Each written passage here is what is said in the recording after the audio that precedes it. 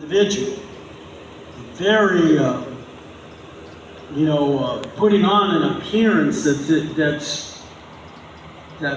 really is an appearance that shows that he is successful. And so I said to him, "Hi, I'm the pastor of this church. I'm here to meet the bride, the groom, and the bride." And he said, "I'm the groom." And you could tell he was happy. He was thrilled. He was ready for this, And so we shook hands, and I said, "Well, where's the bride?" And he pointed across the room, and he said, "She's right over there." And I looked, and there was this young girl, and she was wearing a t-shirt and ripped jeans. And her hair was kind of piled up on her head in a mess, no makeup, no jewelry. And she just looked very, very plain.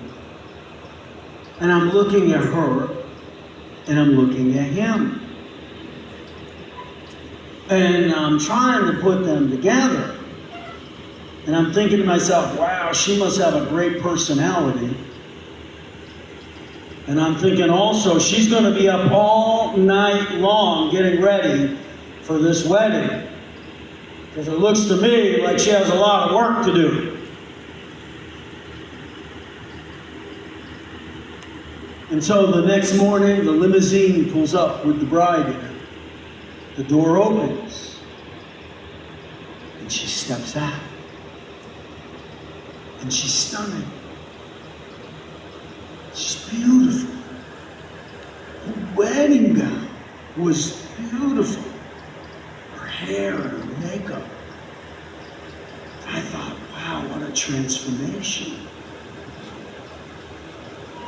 But then I thought this, what a difference between the wedding rehearsal and the wedding. Between the wedding rehearsal and the wedding. Now it is evident that that groom loved his bride, even when she was wearing no makeup, a t-shirt, and ripped jeans. But how much more she showed her love for him when she adorned herself for him. And brothers and sisters, we rehearse this thing every single Sunday. It's the rehearsal. And Jesus loves us, even in the midst of the rehearsal. But it is time for the wedding.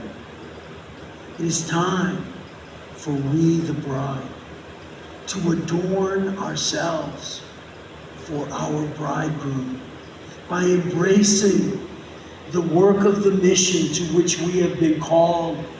You know the parable of the wedding feast.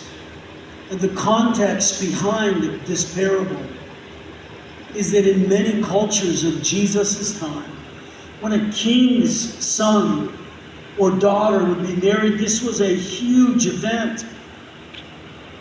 And only those who were invited could enter the wedding and the reception.